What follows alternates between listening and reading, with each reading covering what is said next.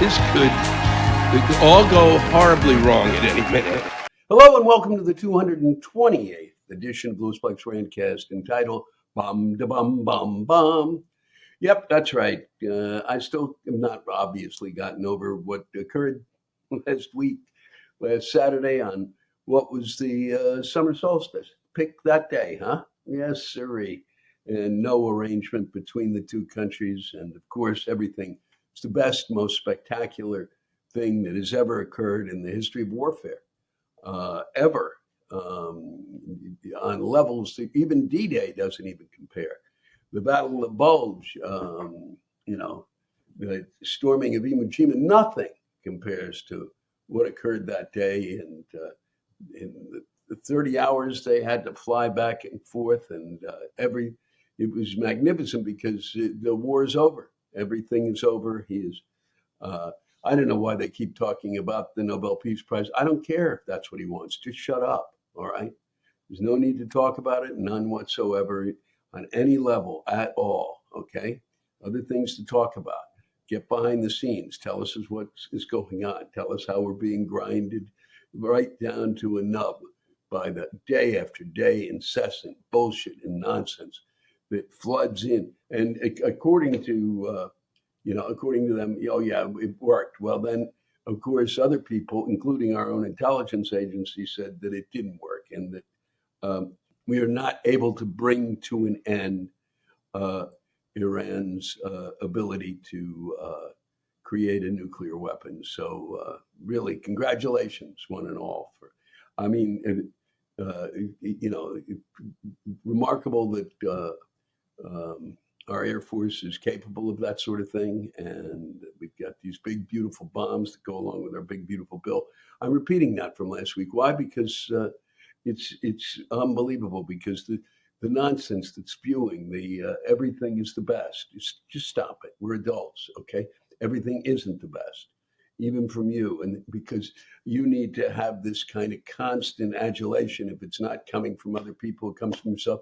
And it doesn't seem to disturb anybody on your side. They find it completely makes total sense, and that it's something that just has to be done. And every president really should be told this way. And we had the big, and I should be talking about the decisions of the court today, but I'm not going to talk about that because I have not had the time to study it, and I've got things to do, and I leave tomorrow for Chautauqua, where I'm curating this comedy week. And just to remind you again, Friday, come on out and see see the end of things. No, Thursday, come on out and see Roy Wood Jr. that evening.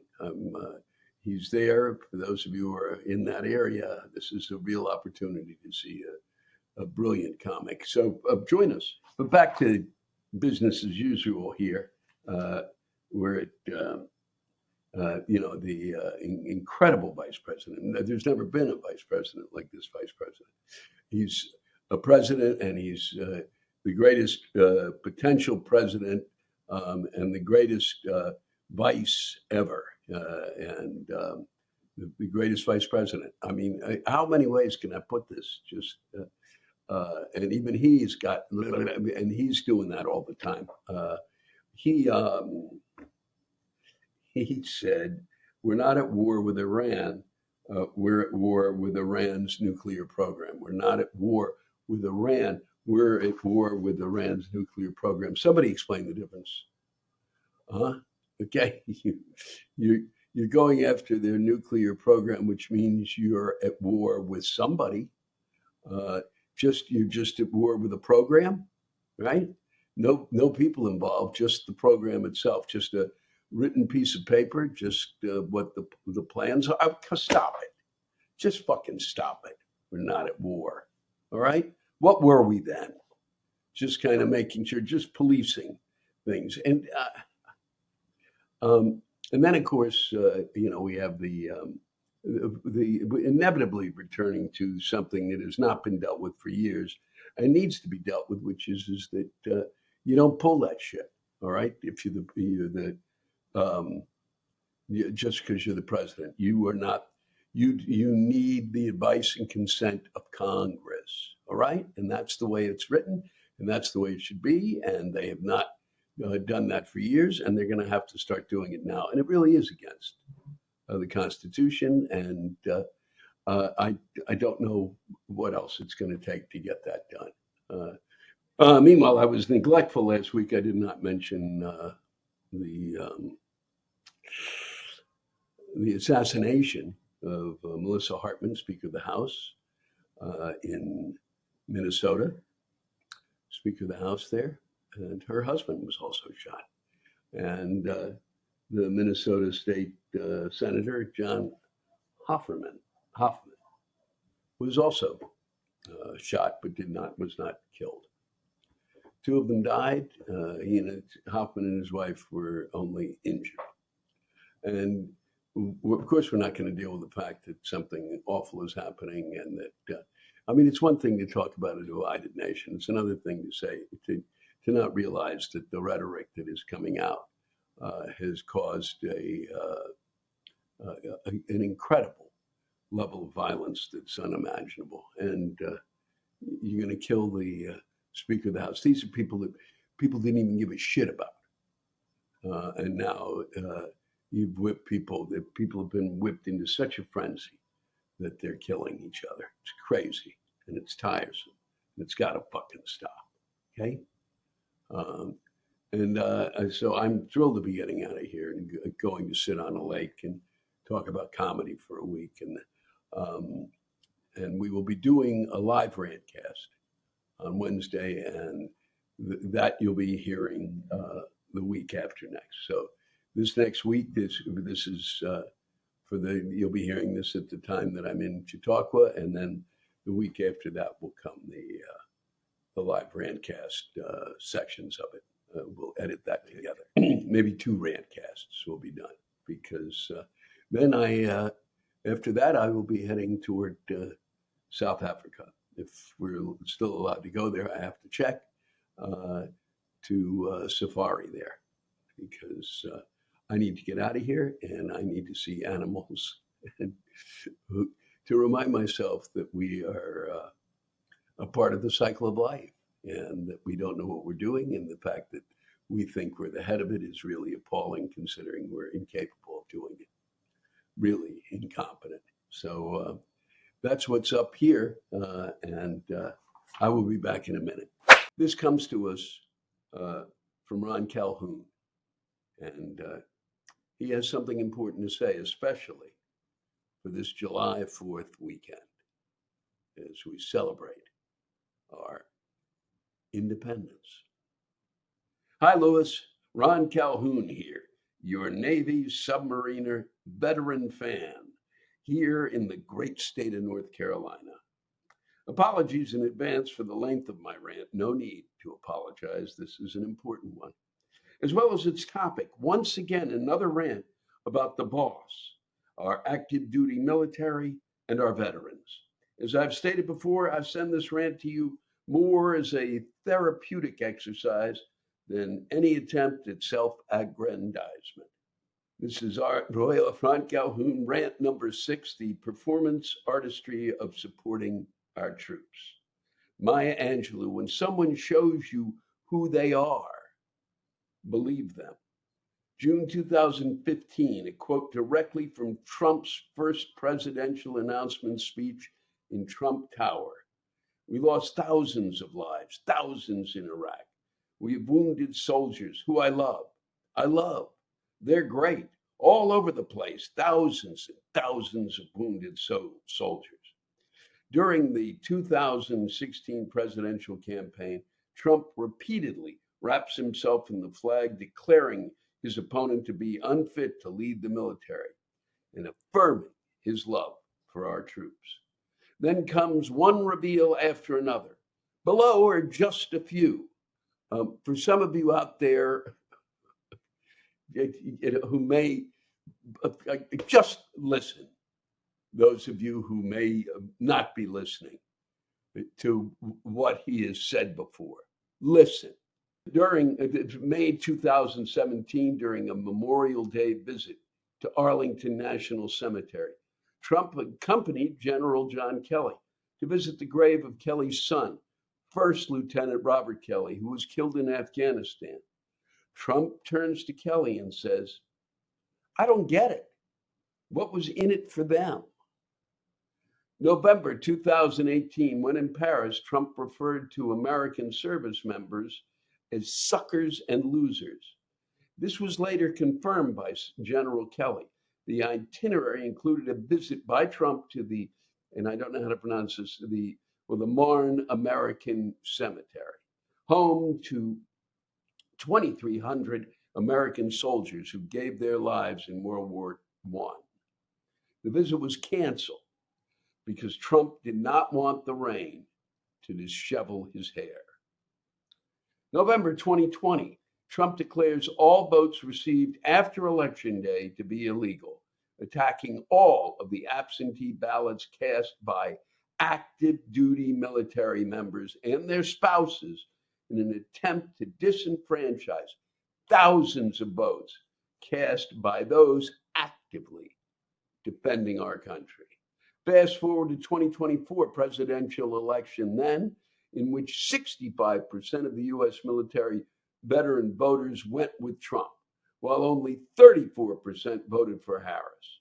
Pre-election polling revealed that 66% of active duty military personnel intended to vote for Trump. An interesting post-election fact is that approximately 69% of active duty personnel who voted did so by mail or absentee ballot. Then came Doge. Approximately 2,400 VA, Veterans Administration staffers have been fired, with plans to eliminate an additional 77,000 plus Veterans Administration jobs. Many services have been completely eliminated. Cuts have caused canceled appointments, delayed care, and disruptions to critical services like chemotherapy treatment and medical record digitization. Cuts have negatively impacted the ability of VA hospitals to maintain proper air quality and radiation safety standards. Since the terrorist attack on 9/11, more than 140,000 U.S. veterans have lost their lives to suicide. Current data shows an average of 17.6 veteran suicides per day. Suicide remains the second leading cause of death among veterans under 45 years old. Yet Doge has eliminated staffers who support the Veterans Crisis Hotline, those on the front line of veteran suicide prevention. Then came the big, beautiful bill. The proposed cuts to Medicaid and the Supplemental Nutrition Assistance Program within the big, beautiful bill will directly harm many of our veterans, given the higher prevalence of food insecurity. Veterans are 7.4% more likely to face food insecurity than the non-veteran working age population. To add insult to injury, an estimated 680,000 children of working veterans will be left out of the expanded $2,500 child tax credit as a result of the BBB, Big Beautiful Bill. Then came ICE. Multiple credible sources estimate that there are approximately 80,000 undocumented spouses and parents of U.S. active duty and former service members currently living in this country. Prior to Trump, though the system was flawed, it was generally understood that these family members of active duty personnel were protected from arrests and deportations. Now we see one arrest and deportation after another within this often misunderstood population. Some conducted violently by masked, unidentified paramilitary agents, leveraging the weaknesses in an imperfect system for the sole purpose of political theater, is literally tearing apart families who have previously or are currently making significant sacrifices for the safety and security of our country. So after all this overwhelming shit, why is Trump's support among active duty military personnel and veterans so sticky? While both vets and Common Defense are two standout veteran organizations actively opposing Trump's agenda, there has been no meaningful data reflecting any material drop in the active duty and veteran support for Trump. I'm truly trying to understand this. Is it some kind of stickiness in the woke cancel culture message? Is it some America first aspiration? Or are there more insidious contributory factors? Could it possibly be the dog whistles of racism or immigration? One must consider these undercurrents when trying to solve this conundrum. The current landscape is truly bewildering. I do not know the answer. Maya Angelou also once said, "You may encounter many defeats, but you must not be defeated." In fact, it may be necessary to encounter the defeats so you can know who you are, what you can rise from, how you can still come out of it. Ron Calhoun, thank you for taking the time, the energy, the effort to inform us once again. It's always amazing to have it put back to back to back what's occurring. And I deeply appreciate it, and I believe the audience who listens to the Rantcast will too. Have a great 4th. Bomb to bomb, bomb, bomb. Thanks to all of you for listening to my Rantcast.